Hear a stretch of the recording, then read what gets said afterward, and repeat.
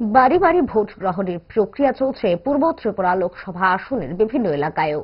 বয়স্ক, অসুস্থ, দিব্যাঙ্গ এবং এ ধরনের ব্যক্তিদের বাড়িতে গিয়ে ভোট গ্রহণের জন্য নির্বাচন কমিশন ব্যবস্থা করে দিয়েছে। পশ্চিম আসনেও ইতিমধ্যে শেষ হয়েছে এই প্রক্রিয়া।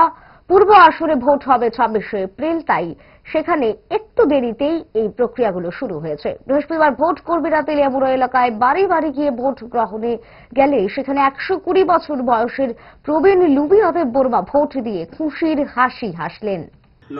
90 বছর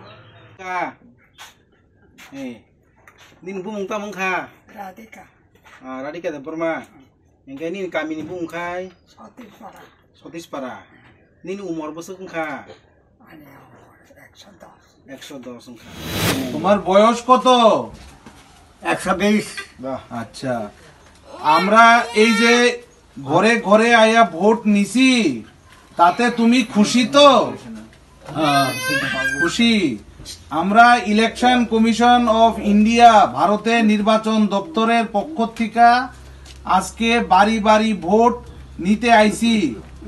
তুমি খুশি তো তাতে? ঠিক আছে।